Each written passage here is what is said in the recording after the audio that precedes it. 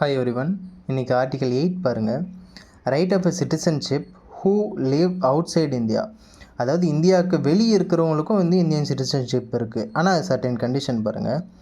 Any person who are either of whose parent or grandparent were born in undivided India. அதாவது Pakistan, India, Bangladesh எல்லாமே ஒரே இந்தியாவாக இருந்ததில்ல.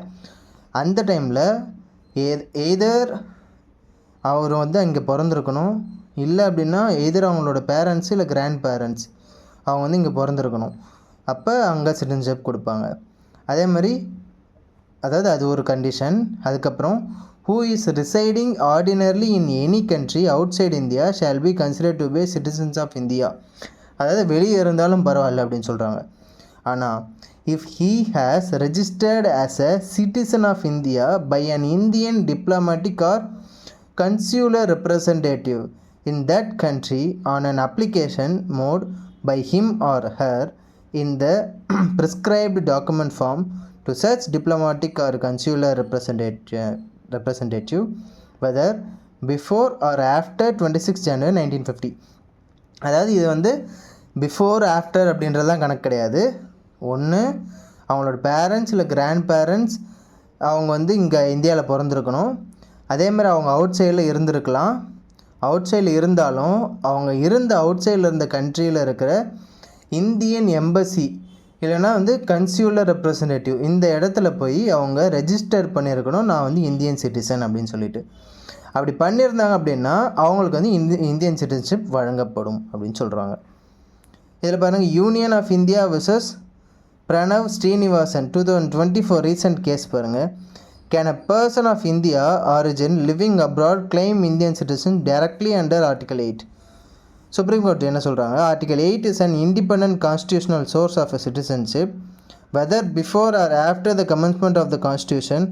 If registered in diplomatic, it's eligible to get Indian citizenship. அதாவது எந்த டைமில் இருந்தாலும் பரவாயில்ல, ஆனால் வந்து அவங்க இருந்த கண்ட்ரியில் அவங்க இந்தியன் சிட்டிசன் சொல்லிட்டு ரெஜிஸ்டர் பண்ணியிருக்கணும். அப்படி இருந்தாங்க அப்படின்னா they will get citizenship. அவ்வளோதான். அடுத்த ஆர்டிகல் 9 பாருங்கள். சிங்கிள் சிட்டிசன்ஷிப் வந்து இதை பற்றி பேசுது, இன்டேரக்டாக பேசுது, டேரெக்டாக இல்லை. No person shall be the citizens of India or be deemed to be a citizens of India if he or she has voluntarily acquired citizens of any foreign state. அதாவது foreign country ஒன்று இருக்குது, அதில் வந்து voluntary இவங்க வந்து citizenship வாங்கிட்டாங்க அப்படின்னா citizenship வந்து ஆட்டோமேட்டிக்காக வந்து கேன்சல் ஆகிரும் அப்படின்னு சொல்கிறாங்க. ஏன்னா வந்து டியூவல் சிட்டிசன்ஷிப் இந்தியன் இதுவெல்லாம் கிடையாது, ஒன்லி சிங்கிள் சிட்டிசன்ஷிப் மட்டும்தான். இது சுப்ரீம் கோர்ட் ஜட்ஜ்மெண்ட் பாருங்கள். Izhar Ahmad Khan vs union of இந்தியாவில் the issue was whether the person who had voluntarily acquired Pakistan citizenship could claim Indian citizenship. Pakistan citizenship வந்து வாலண்டரியாக அக்வைர் பண்ணிட்டாரு, அவர் வந்து இந்தியன் சிட்டிசன்ஷிப்பை கிளைம் பண்ணலாமா?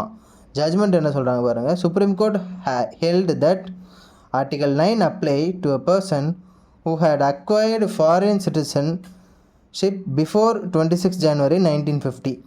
அதாவது 1950க்கு முன்னாடி இருக்கிறவங்க 1950க்கு முன்னாடி, அதாவது 26 January 1950க்கு முன்னாடி இருக்கிறவங்க ஃபாரின் சிட்டிசன்ஷிப் வாங்கியிருந்தால் அவங்களுக்கு வந்து இந்தியன் சிட்டிசன்ஷிப் கிடையாது அப்படின்னு சொல்லிட்டு ஆர்டிகல் 9 சொல்லுது அப்படின்னு சொல்கிறாங்க.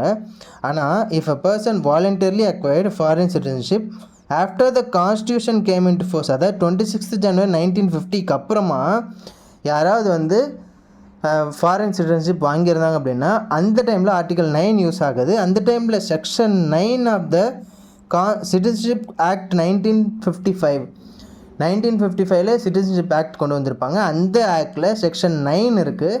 அந்த 9 படி தான் வந்து ஒருத்தர் வந்து வெளிநாட்டில் இருக்கிற ஒரு வெளிநாட்டோட சிட்டிசன்ஷிப் வாங்கிட்டா அவங்களுக்கு சிட்டிசன்ஷிப் இருக்கா இல்லையான்னு 9ல் தான் சொல்லியிருப்பாங்க அப்படின்னு சொல்கிறாங்க.